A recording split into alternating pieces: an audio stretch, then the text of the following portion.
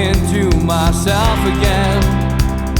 But it's the only way you're ever gonna learn. You look back and it's all in the past. I'm dwelling on the thoughts I cannot say to you. If I don't say the words, then maybe it's not true.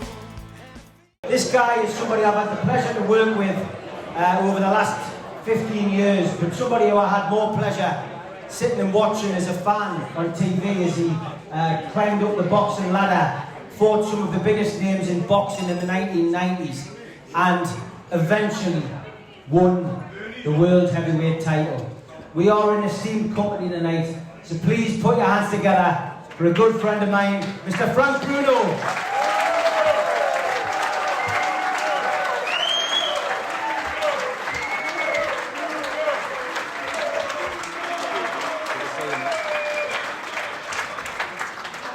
Welcome back to Newcastle. Thank you, man. Why, hey, man, how you diddling? Your accent's getting better, mate. Your accent's getting better. Great to see you, and we've got a fantastic hour ahead of us. And let's go back to those very early years. Where were you born? Tell us a little bit about your upbringing. I was born in Hammersmith, Queen Charlotte Hospital, the same hospital that, what's his name? Can you turn that microphone up, please? Hello? Can you hear me? Where are you, man? That's better. There you go. Where were you brought up, Frank? Tell us about your upbringing. I was brought up in Hammersmith, Queen Charlotte Hospital. I was born. The same as Joe Karizaki, same hospital he was born. And, yes, sorry, I'm not powerful enough. Sound guy, very technical. Right. He's going for this. He's going for the mic. There you go.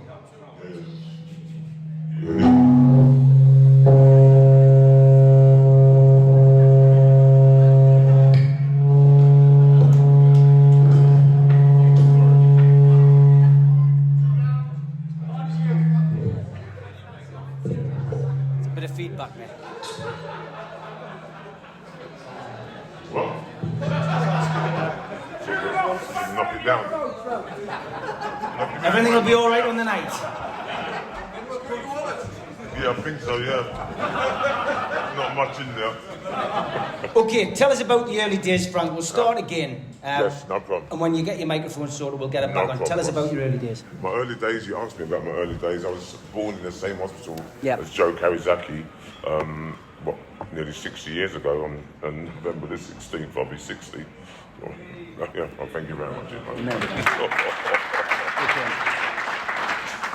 When did you first take up boxing, Frank? When I first took up boxing, Yeah. when I was about 8 years old, I started boxing. I was very big for my age. I used to carry a little bit of weight. So my dad put me into boxing to save me from getting into trouble.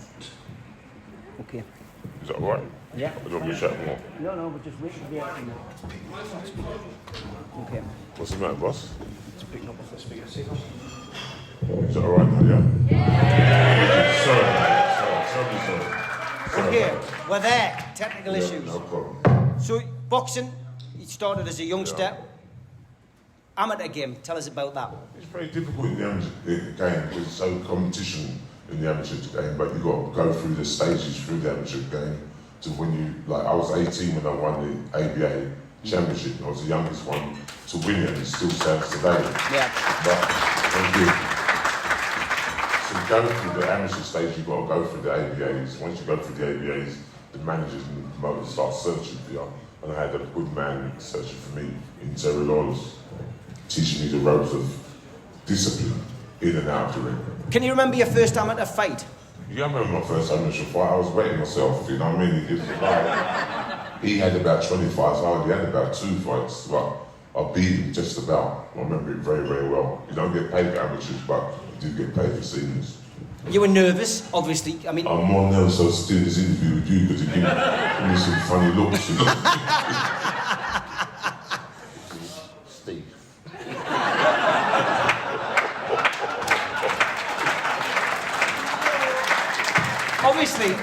obviously you're nervous, but did you win your first amateur fight? Yeah, I did win it. I fought the guy 3 times. As a senior amateur, I had 21 fights, lost 1, but I had to go to Dublin to fight an Irish champion. In them days, it was a Stardust club. I got burnt down. but most of the people in there are too young to remember the Stardust Club. Yeah. How did you find the training at that age, as a youngster? I love training, so I didn't find it that difficult. I was too clumsy to play football, and not got the cricket balls to play rugby, so I decided I want to stick to boxing. Because if you make the money, it all comes to you, doesn't it? You've got to pay with the training. And you promote or something like that, but most of the cash for the call goes in my piggy bank. How did your mum feel about your boxing? She didn't like me boxing one little bit. She was a Christian, she was an evangelista. Give your heart to Jesus, one of them. But no, she never liked me boxing. Never liked me boxing at all. She thought it was for villains and crooked people, but once I started bringing the money, she changed. Did she come to watch you in those early fights? Oh no, she never came to watch me at all. She came to watch me once in Vegas while she was in the toilet. She got that kinky. If I bought the check out, she would have been alright. So obviously you go from the amateurs, you mentioned it earlier, Terry Lawless was going out looking for professional boxers and he found you. Yeah. What do you think he saw in you to want to make you make that jump? I'm not too sure. I think I showed a lot of guts, determination and willpower to win. I fought a Welshman, the Welshmen are very, very tough, you know. They've got many heels that they, you know. Yeah. He's telling me a joke, but I don't want their part of me. So yeah, what were we talking about? Turning from amateur to pro. Yeah, amateur to pro. Yeah, it's a very totally differently. Amateurs don't pay bills, but professionals do pay bills. But sometimes you've got to go for the amateurs to build yourself up the ladder. But Terry Lawless saw something in me that, you know, he invested the car in me, he invested in me to come over to the gym and meet it, not go to work and eat properly and look, keep fit. By the way, Terry's a good man, Terry Lawless. Is there a big gulf between the amateur game and the pro game? Was there back in the 80s? Asked this question about 3 times. Like No. Was there a big gulf? Was there a big gulf back in the 80s? There was a big jump, but big boxers went into the amateurs to hopefully win a title, get their name out there, and the promoters will give them a little bit of money to manage them or whatever. So there is a little bit of money in the day. That's if you're good enough, and the promoter can see some ching in their eyes. You know. I guess what I mean, Frank, is the fitness side of things, though. You know, the fitness. Is there a difference in the fitness levels? Did you notice when you went from your amateur to your pro career that wow, this is a different level? Big difference. 3 minute twos, 3 threes. That is as hard to get as an amateur.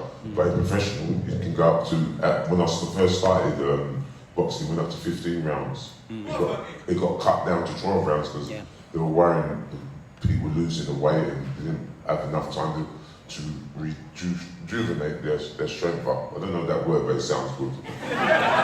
Rejuvenate, yeah. So your first pro fight, who was that against? It was a guy called Lupe Guerra, a Mexican. Came over. I don't really got much heavyweight boxers in Mexico. Usually saw. The Mexicans are usually short, aren't they? Yeah. Ramble, iba. Sorry, I was behaving myself, sorry. Yes, it was a Mexican, I thought. Steve.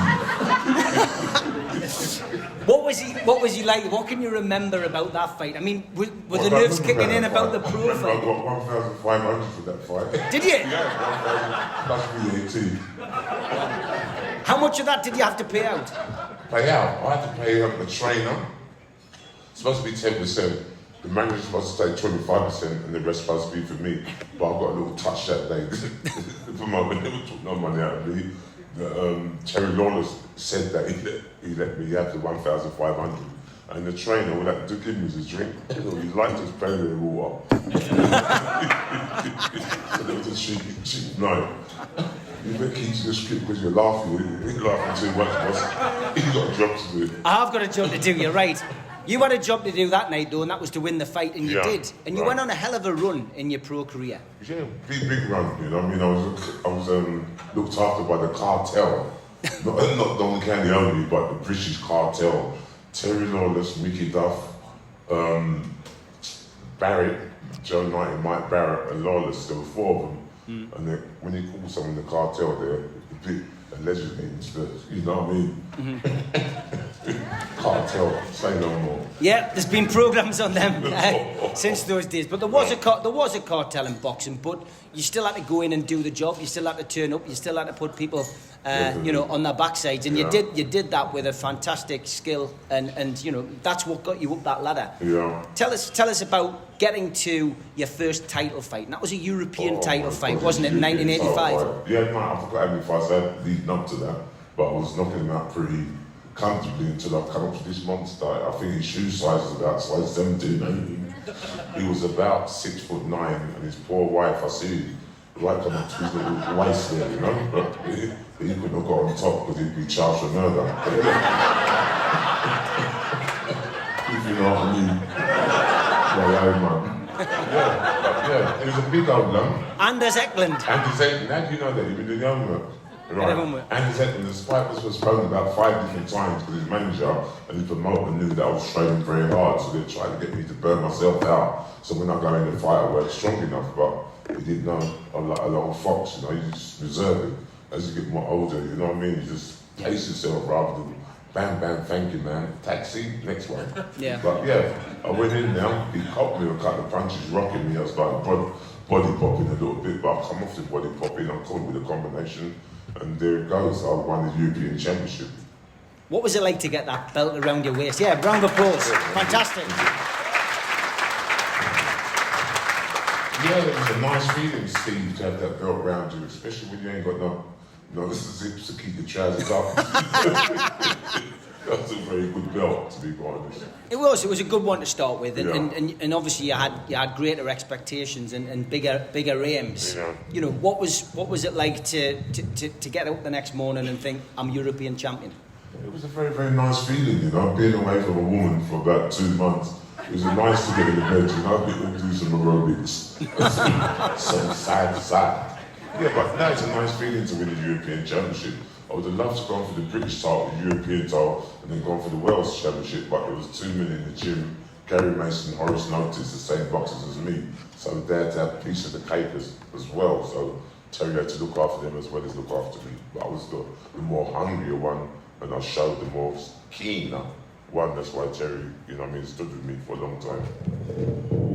Getting into the next set of fights and coming up to the back end of the 80s, you suffered your first defeat. Yeah, yeah.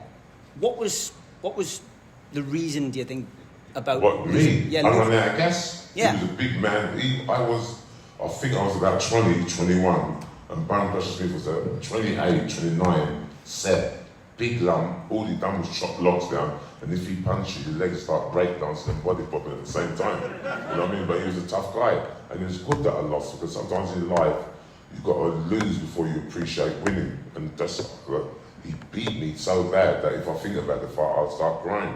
But I got my revenge and I finished my apprenticeship when I got the world title. It was only for 5 minutes, but I got there. But I don't want to jump the gun, Steve, you supposed to be. No, of course. I guess with any fighter out there, you learn more from a defeat. Definitely, it's much more better to get a defeat. Say, taste the character of what you are. When people lose sometimes, when they get defeated, crumble, everything's gone. The desire, the willpower, the determination, it all goes from them. It chucks you out the window, but you've got to get beaten sometimes to appreciate when you appreciate winning. I think, anyway. Yeah, I would agree. No problem, Steve. The man who was making the biggest noises in the period that you boxed in America was Iron Mike Tyson, of course. Iron Mike Tyson, yeah. What a character, and somebody who just came in like an explosion in the heavyweight division and was knocking people out for fun, wasn't he? He was good at boxing, I met him when I was 18, and he was about 50. We sparred together in the Catskill Mountains. What was that like?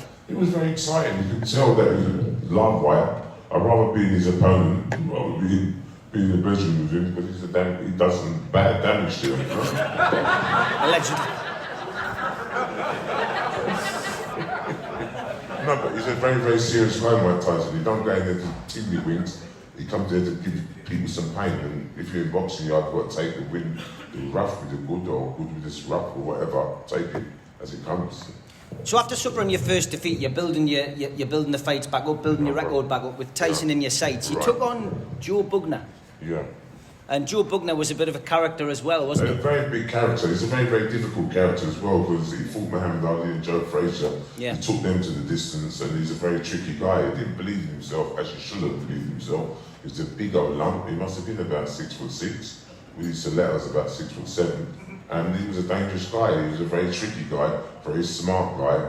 And you know what I mean? He's been in boxing too long, I think, but him and Henry had a little bit of a tussle where I think he could have gone either way, but I wasn't involved in that. I've done what I had to do, got paid and called for the taxi. Fighting at Tottenham's ground as well, the old ground of course, White Hart Lane. White Hart Lane, that was years ago, but Andy Josh was fighting the nudes. I think that covers that over, like the... I think so, yeah. Yeah? Yeah, but that...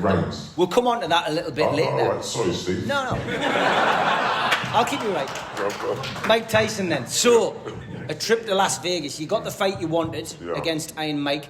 What was your training like in the lead up to that fight? It was very well, but Mike Tyson had a wife at the time called Robin Gibbons.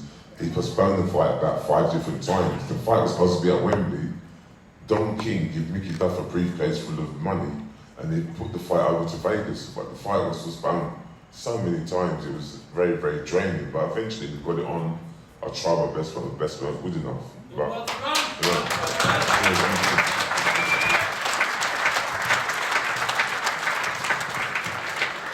Is there a big difference from fighting in the UK to having a fight abroad? So you go to fight across in Vegas, was it? It's a big difference. It's always nice to fight at home rather than when you go to Vegas. When you go to Vegas, thanks, man. You're back again. When you go to different... So, is he free? You just keep an eye on him. Yeah, no problem. Yeah, when you go to certain countries or whatever, you go there to, you know what I mean, get respect, get some experience and whatever. And I'm glad I went to America for about 4 months, go all around the gyms and spar with different people. And eventually got my dream, but I had to do it the hard way. Who did you spar when you were preparing to fight Tyson? There's a guy called Bert Cooper, who was Joe Frazier's son. His brother-in-law or whatever they call him. There's a guy called Jeff Sims, who's dead at the moment. James Tillis, Mike Tyson, and there's a couple of other heavyweights come down. It's more cheap to hire him in America than fly over to England to do the sparring. Yeah. When you're walking into the ring and you're about to fight Mike Tyson, were you worried? Were you concerned? I'm more worried about this speech I've got to do, the question you asked me, than I was in Mike Tyson. When you're a boxer, you train, and you know what I mean, you may have a kid, you may have a mortgage to pay for, you've got to be hungry and very, very determined. And that's what you've got to do in boxing. You leave the horrible bit in the ring and be as normal as you can outside the ring. You might have lost the fight, but you won the hearts of the nation. And did that surprise you? Did that give you comfort when you came back home and saw the welcome that you got? It did give me comfort, but I'm a guy that I don't hear what you just said because I know I've tried my best, I do my best, and I don't take too well to confidence. I'd rather someone run you down to give you the determination to go forward, if you dig what I'm saying, Steve. Yeah, no, I understand that. Okay, no problem. The new kid on the block in the UK though was a guy called Lennox Lewis. Yeah.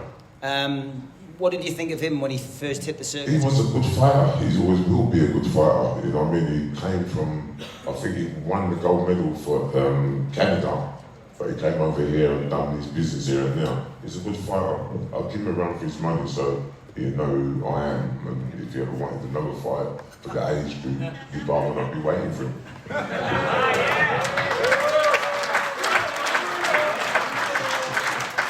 These things happen these days. It was controversial that, and you mentioned that, and he did go and fight for Canada. Yeah. He was never looked on by some of the boxing fans as a true British champion. You still had that accolade. You were still Britain's champion, and you got a chance to fight Lewis. Yeah. Tell us about that fight. Yeah, it was a tricky old one. You know what I mean? I was doing all right for up until about 5-6 rounds, and he caught me with the punch, and the fight was finished, you know, TKO stoppage. But that's how boxing goes sometimes. You've got to take the rough with the smooth, but when you get loose, you've got to get grip your teeth and go and strive for some more. The thing about when people lose, you just give up completely and you can't get gun shy or whatever, but I'm a determined character, Steve. We all wanted you to win the world heavyweight title, Yeah. Frank, and I'm glad to say that you were somebody who was determined to still get to the top of the tree. Right. And you got the opportunity against Oliver McCall. Yeah. What a strange character he was. It was strange, but he weren't that strange because he's not calling the Italian all for nothing. He was a dangerous guy. Yeah. And I don't know what Don King was saying to him in the leg round, but he was coming to kill me. But I didn't really give a monkeys. All I wanted to do is have that belt that he had. I give him a run for his money. And the fight came out victoriously. Very, very sweet. It was a hell of an occasion, and I just remember Oliver McCall coming down and crying. Yeah. I think he forgot his dummy.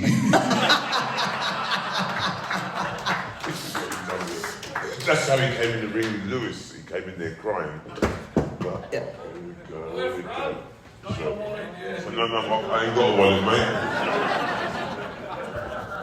Take your time, have you got it? Okay. Sorry about that. So yeah, I mean, take us through those final couple of rounds, because I think most fans who watched that fight at home that night were on the edge of their seat. I was on the edge of my seat as well. I was on the edge of my feet, the edge of my legs standing up. Yeah. It was a fight that every round, when he was getting stronger and stronger, and he was a dangerous guy, you know what I mean? But he wouldn't take the urine test afterwards, because I think he had some sweet, something sweet over from the chemist in there, you know what I mean? He gave me an injection in his backside and then he turned into Superman. But I was so desperate that night, it could have been two of him. I wanted to get the achievement that I richly deserve and been working at for a very long time. But I got the victory that I needed and got the victory that I richly deserved to be got. This because I've been in boxing since I was about 8.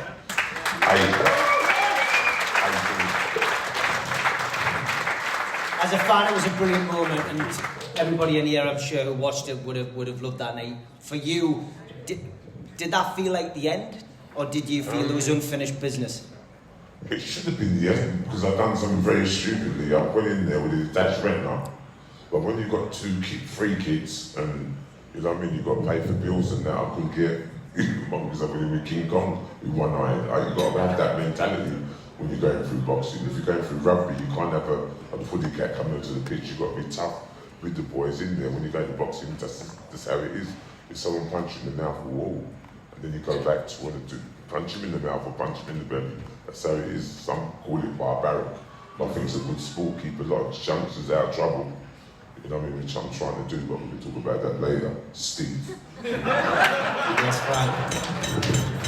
So you did have unfinished business, and it was that guy again, Mike Tyson. Yeah. And he had a lot of trouble outside of the ring. Yeah. He had some rather unscrupulous people referencing him and representing him and essentially taking his money. He had bad choice in women. He had a little spell in jail. But you had unfinished business. But he's got a nice wife now. She's very on point. Yeah. She's got him under manners because her dad is meant to be connected to some internet, allegedly, I'll say. But if Tyson touches her daughter, I don't think the dad will come and sort him out. But I think they've been lovers since they were young. Yeah. So he's got a good girl in his sight, Mike Tyson. He seems to have turned his life around. But you got that second chance to fight him. What was the build-up and preparation like to that? Were you thinking any differently? Have I trained differently? Were you training differently? Yeah. I trained very, very hard. Sometimes I can overtrain. But I went in there, tried my hardest. The hardest went good enough. The better man won. I don't want to do something I'll sit up here saying I'm looking for an excuse. I'm just telling you as it is. The better man won in the night. Yeah. Do you think he was a better fighter then, or do you think he was worse? I think when you come out of prison, I think he might have been chasing something. If he plays what gang he was in, I think he was in some other gangs, they do some little treats if you go to prison. I've been to visit prison. I've been out. But I know a lot of people who are in prison, and they're saying it ain't a nice place. But, you know what I mean, I thank God from the bottom of my heart, I don't want to go to prison neither as well. So it'd be nice if you let me out, would you? I would let you out. 100% Frank. I'm sure most people in the room would. How did you cope with walking away from boxing? It's very, very difficult walking away from boxing because I'm a fanatic. When I go home tonight, I've got to go and do another job in the morning, but if I'm going to the health farm, if I can sneak in the gym tonight, I'm going to sneak in the gym and look after myself, or continue Lee, look after yourself, because I've only got one chance on this earth, so I want to make good use of it. Because obviously when you walk away from sport, we've seen it with one of our own up here, Gaza. He struggled with his mental health. And, you know, you've had your own battles. You know, COVID we've been through over, you know, the last year and a half. Months, awful. And everybody in this room will have a story to tell about that and the mental health. How did you cope with that? I kept training, I got kind of rich, kept training, kept eating the right sort of like food and keeping away from negative people what may have been having the COVID or whatever you want to call it. Yep. But it's been hard, not been easy. Staying in your house all the time, not going out and, you know, just keeping a low profile, because they kept it under lockdown for about a year and a half, and then 18 months all in all. That's all the confusion has been.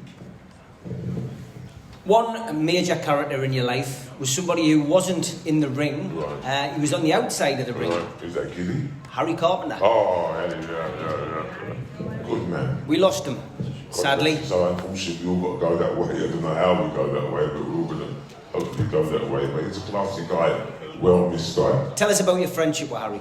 It was platonic. There weren't no tongues in it. We were kids. Well, that's good.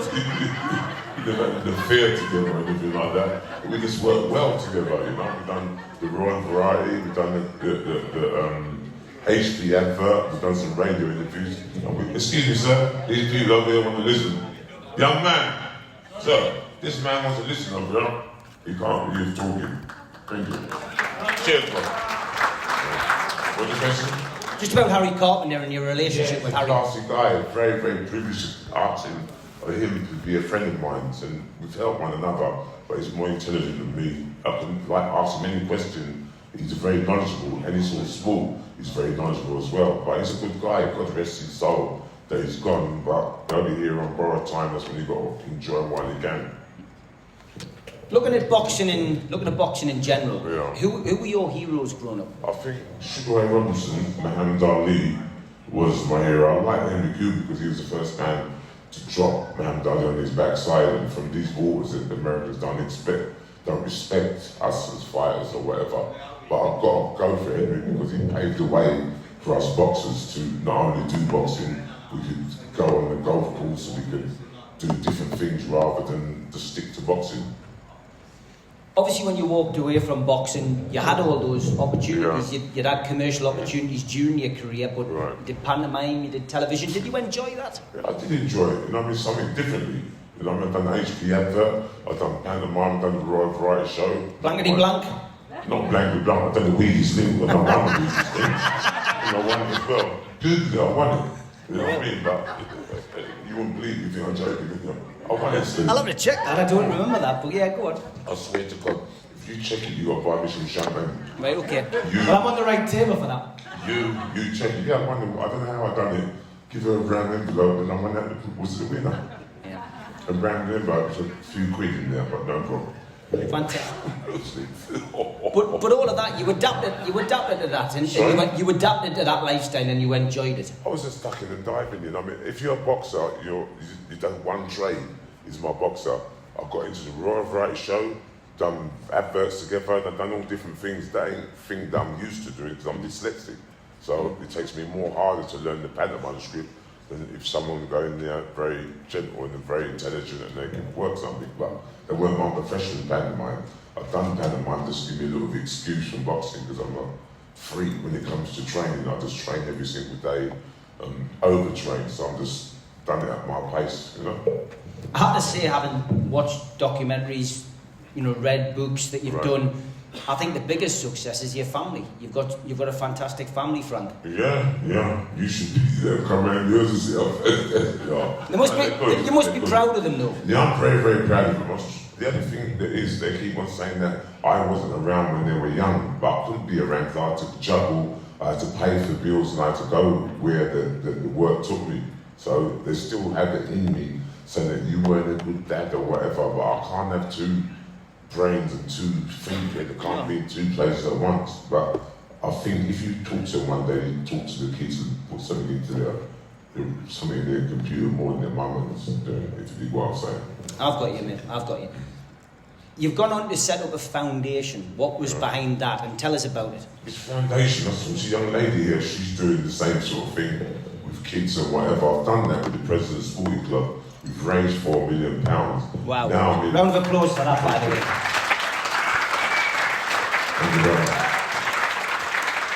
There's a lot of youngsters in London, outskirts of London, who are terrorising people. There's people with guns, there's people stabbing each other, people shooting. Every single day there's some sort of like drama. I'm trying to help people with mental health and get them off the street and guide them the right sort of like way. I've got a building in Northampton and I've got one in Dagenham so far. I'm trying to do them across the country to sort of like set a little goal for the youngsters and let them do the right sort of like things before they get into killing each other, which they are killing each other and robbing people with their handbags and their watches. So I'm just doing the Bruno Foundation to help people with mental health as well as make them kids who are out there think a different light, because I think they got it too easy. But their parents are so soft that if their parents touch them, they can ring up certain different people and get their parents put into prison. But you got to watch what you say to your kids. And the olden days, your dad used to give you a slap, the belt you used to get. You can't use the kids today. Yeah, and do it, sure.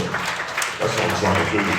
But I'm building up a Frank Bruno Foundation as well as the Frank Bruno Boxing, just to get a little bit of good vibes going around what area there needs to be done. It's fantastic, that. And you can find out about that at the website, of course. The boxing side of things then still plays a part in your life. Are you hands-on with that? Do you pop in to see the kids? That's, you know what I mean? I love popping in to see them do very, very well. But to say all about kids is from kids from 10 to any age can come up there. You know what I mean? So it's not only for kids, it's for growing up to talk about mental health, because a lot of people in mental health, especially being men, won't talk about it. They're too proud to say, I'm at a breakdown of, I don't feel right, but people being sympathetic to a lot of people, because men get it the most. So men, if you're suffering out there, don't suffer in silence. There's always someone to talk to and to get the pressure taken off yourself. Great message. Great message. What do you think about boxing nowadays? We started off talking about cartels, and there was a cartel when you were in the game. I've just handed back in my promoter's license after 9 years because I feel that... Much money as a No, you don't. Well, you don't. Yeah. You don't. Not as a small hold promoter, you don't. And we will come to that. The small hold promoters don't make a great deal of money. Yeah. We are the ones who bring the youngsters through, who give them the opportunity. Right. Do you think there's a cartel now with Eddie Hearn and Frank Warren and the crowd who are around now? Do you think that's like a cartel? If you've got somebody good and a boxer good, they'd be in it like the fly around honey. Yeah. Like a wasp around honey. But if they're not good, they don't really care about certain different people. All the majority of them care about is their back pocket and what they can do and who's my next kid. They try and look after their fighters, but after their fighters have no use to them, they move on to someone else. That's how boxing stays, you know. But yeah, the foundation what I'm going to do will program and set them up. If they want to go professional, they can, and give them the right way and the right road to travel down to some professional. Because some of the big evolving boxers, they will rock you like they're like a thief in the night. But boxers are getting much more clever by letting the lawyers deal with it, rather than get involved in it, because the lawyers will look at the small print and the table's full of lawyers there. I think they're lawyers. Yeah. I know the lawyers that way. So is it as an anaesthetist? Sorry? Anaesthetist. No, the other one over there. Yeah. And the yellow, I'm still finding what he does for a living. The doctor. Yeah, anaesthetist. What's that mean? It's the posh word for a doctor. Okay, yeah. He's what? Oh, He'll wow. knock you out. He's had his 2 jabs and were the best 2 jabs you've had during COVID, believe you me. Okay, as that table shouted out, there was a question on the list. There is a big fight coming up tomorrow night at Spurs' ground. We have AJ up against Usyk. Now, this should be an interesting fight. They both weighed in today. We were talking about it before. AJ's weighed in slightly heavier, I thought, than I thought. Well, I thought he would have gone in a little bit lighter. But how do you see that fight going? 17.5 stone, 240 pounds. But everybody expected him to trim down a little bit for this one, I think. What do you make of that fight? I think he's a very, very good fighter. I call him Russian, because I can't pronounce his name. Usyk. Usyk is a very serious fight. When Usyk comes in the ring, he's juggling, like, you know, he's in the front, not the front, he's in the stage. He's a very, very determined, and he's only had 15, 16 fights. And then he's got confidence. But I think Joshua might have the weight over him and the hunger, and you've got to watch this guy because he's tricky. When I mean tricky, he's even tricky when you watch him on television. He does all the Sorry? He is, it'll be a tough fight. That's what I'm saying, it'll be a good fight. I can't wait to watch it tomorrow, you know what I mean? But I'm not a betting man. I just hope Joshua does very, very well, because Britain deserves to do well in boxing, because there's a lot of people there. So I'll be trying to flag for Joshua. But he's definitely got his work cut out. Next month, of course, the other fight is Tyson Fury, who fights Wilder for the third time. I hope he knocks his head off, but give him a boxing, teach him a lesson like he did when he fought.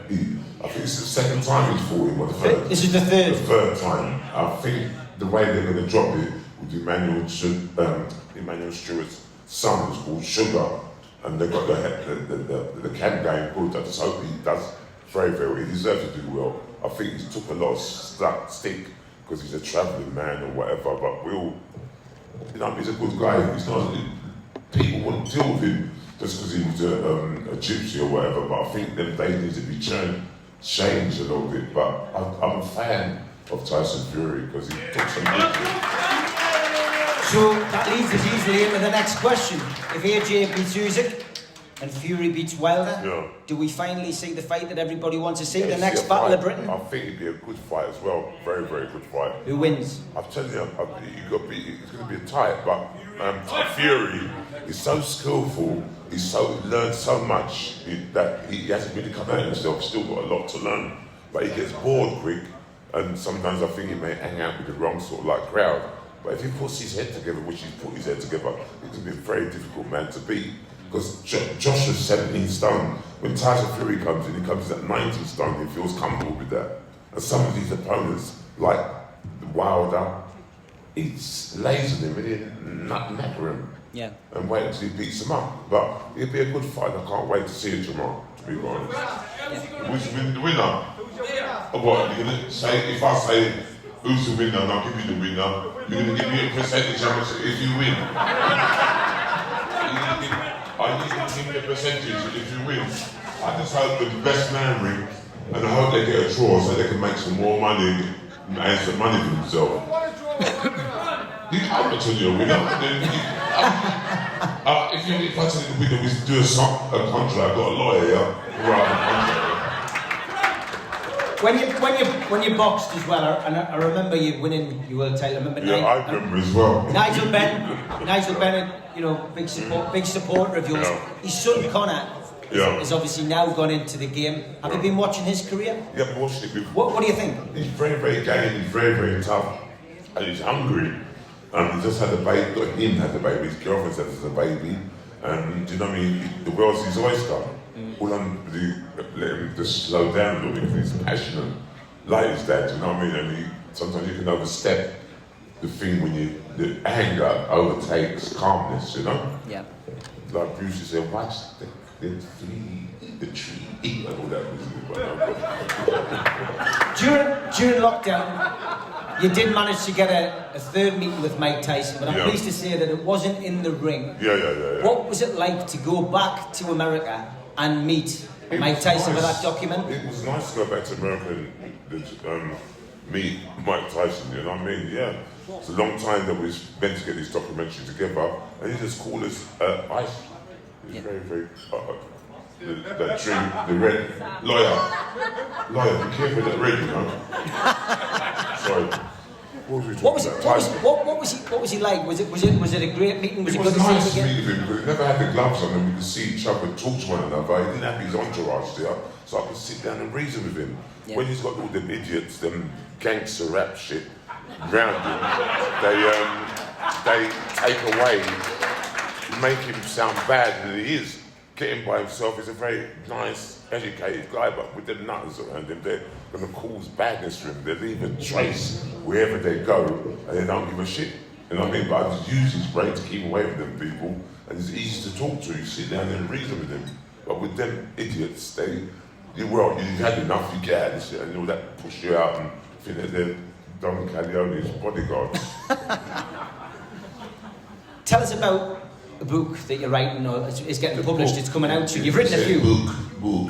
Yeah, the last one was about 4 years ago that I written. I just wanted to write another book about my life, what's happened so far. But I can't tell you too much because you won't buy it, so... I'll still buy it. Yeah, no problem. You can, it's on the internet, so you can download it if you want. I don't even know. Use a computer, let alone download it. The books and the stories, has this one gone more into the mental health side of things? I think a little bit in the mental health. You can't go too much because people don't want to hear the same thing all the time. Yeah. It's a big trending at the moment in mental health. But yeah, it's got all bits and pieces. I can't tell you too much. You buy the book, then you can check. Well, like you gave me the book, I'm going to look at your book. All right, that's good. All right. So it's a deal. Okay, we'll finish off just with a couple of questions about your career. Your favourite memory of your career? What was the biggest? My favourite memory of my career was putting on the gloves. When I was about 9, I put on a pair of gloves. Unfortunately, I went to a ball school when I was 12 because I wouldn't bear myself. My mum threatened to put me in there. I got expelled from my primary school. So I went to the ball school. I called it boarding school because it sounded much more. I went to boarding school to learn my trade because I was dyslexic and I found it very, very hard to learn. So I met a teacher out there. He set me out programs. I used to work in the old people's home, do gardening, and learn some nice corn. But it was good innings. Who was the biggest influence in your career? My dad was, but he died when I was about 40. If you had a member of your family who wanted to go into boxing, would you advise them to do it? I would advise them, but I tell them you've got to be very, very careful. You've got to train very, very hard. You've got to be very, very dedicated. And it's not an easy game. One of the most ruthless, painful games there is, because sometimes you don't get nothing but backstabbers in the game. You must have experienced that being a promoter. You seem a very nice, very, very fair, sort of like, but you're too nice to be involved with boxing. Not you know what I mean? I've known you for quite a number of years. You're too nice to be a boxer. You've got to be a ruthless animal, like some of them are in there. Don't give a sugar.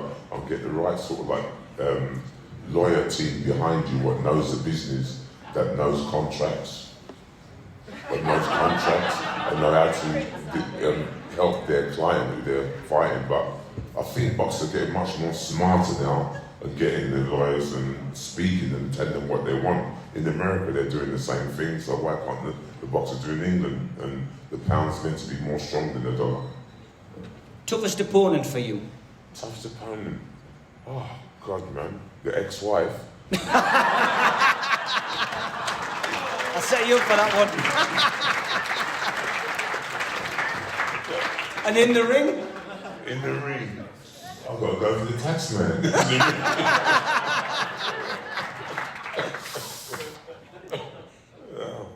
Best fight for you? I mean, obviously winning the world heavyweight title. was an ultimate test for me because some people used to wonder, why did he just give up? He's had so many chances, he can find himself something else to do. But sometimes when you set yourself a goal that you don't achieve, that you're not happy with yourself, and I'm glad I've done what I've got to do to move around the second chapter was to be in my life, which I don't know because I can do a little bit of acting. The other day they said I might be doing come dance with me. I've got the moves for man. Practice me, you know what I mean? And all those different things, but you got a little touch here and there, you know what I mean? So I'm quite happy. Things are coming in, and the gym's coming on well. Teaching 1 or 2 people, counselling them to give them something to go out and not for them to feel so bad. Because sometimes anxiety, nervousness, and all different people. But once you chat to them and give them a little pat on the back and send them on their way, it's just a confidence booster that a lot of people need, you know, to be honest.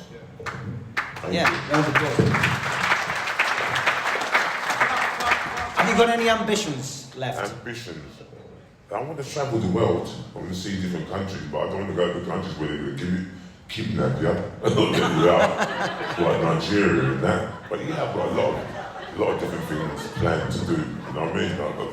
I've got so many things I want to do, but I've got to be let out the house first. I mean, you've got to do house arrest at the moment, you know, with this virus. It's starting to lessen off. Yeah. You've had a lot of support from fans, throughout your life. Yeah. How important has that been to you? I'll tell you, I've been coming to the North East, I don't know how many years I've done the Great North Run. The best time I've had in my life was Jane North East. A guy called Gilly, he lives in Sunderland. Me and him have got a brick, and my son's got a brick in the Sunderland stadium. But one of the best times and the nicest people I've ever met in my life has been from the North East, you know. Very, very straight up, very, very fair, and decent people.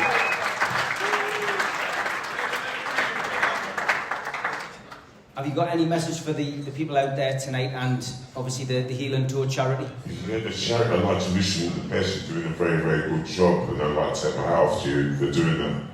I'd like to say thank you to all the North East people for being so generous and being kind and lovely to me over the years. For when I used to come down there doing the Great North Run.